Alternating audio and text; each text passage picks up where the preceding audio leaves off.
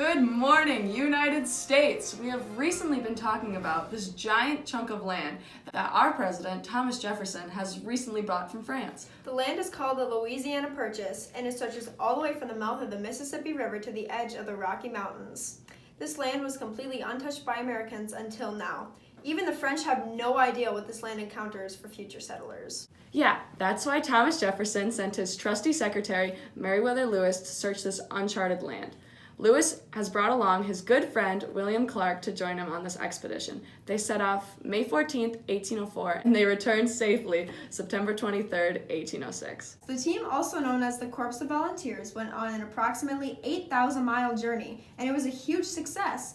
It provided us with new geographic, ecologic, and social information about all of that new area of land we have. Now here's our field reporter talking to Lewis and Clark about this expedition. Good morning, everyone. Today I'm here with Meriwether Lewis and William Clark, and I will be talking to them today about what the expedition was like. Before you left for the journey, how did you expect to travel around?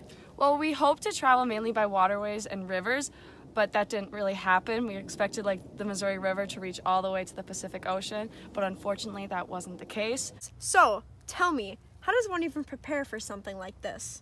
Well, I knew this journey would be no small task, so I studied botany, zoology, and astronomy before going on this expedition. I'm here with William Clark.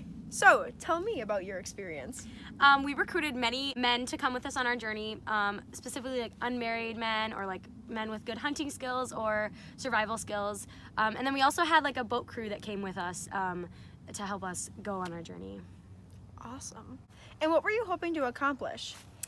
We were going and we really wanted to explore the land that we just got and find a waterway from the Mississippi to the Pacific Ocean. We were hoping to establish a good relationship with Native Americans, so I brought them gifts like beads, ribbons, knives, and other things like that. In early November of 1804, we arrived at Fort Mandan, where we met Sacagawea. She was a big peace symbol for us because men didn't really travel with women, so if the Native Americans saw that we were traveling with a woman, they knew that we were men of peace and that we were really helpful, and Sacagawea helped us translate with other Indian tribes. Oh look, here's Sacagawea now with her baby. Hi, Sacagawea! Hello. Halfway through my journey with Lewis and Clark, I was pregnant and I had my baby, and then I was reunited with my brother for the first time as we were crossing the Continental Divide.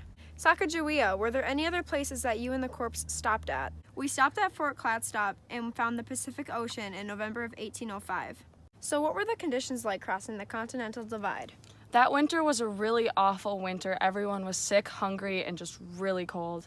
Finding the Pacific Ocean was one of the most relieving feelings, but that winter at Fort Clatsop was yet again another awful winter. Found a group of Native Americans who fed us and helped us regain our health. Then we were on our journey home.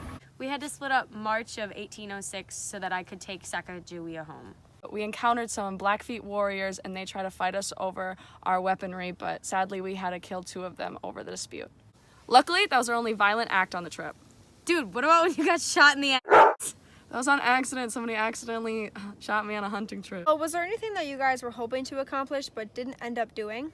Yes, a big goal of ours was to find the Northwest Passage. That was supposed to be the Missouri River connecting all the way to the Pacific Ocean. Sadly, there was no such thing, and that was a big deal because trade would have been so much easier if it could connect all the way to the Pacific Ocean. Were there any big discoveries that you guys found? Yes, we found that fur trapping leads to huge profits. We helped organize the St. Louis, Missouri River Fur Company. I'm so glad that this journey will be known to Americans forever. Yeah, and especially will be known to Americans forever because we wrote everything down in diaries. And back to you in the studio. A big thank you to our field correspondent for interviewing that brave team. It's so amazing that they made it all the way to the Pacific Ocean back and forth safely. It's starting to push westward expansion and really driving Americans to settle out west. It's also increasing trade and gives us more options for hunting. So they had a huge impact on the military, for the military set up forts all around the uncharted land. Americans are very lucky to have Lewis and Clark explore this uncharted land for us. Those men discovered so many things, from black bears to blue jays. Honestly, what couldn't these men do? They couldn't find the Northwest Passage. And that's the tea, sis.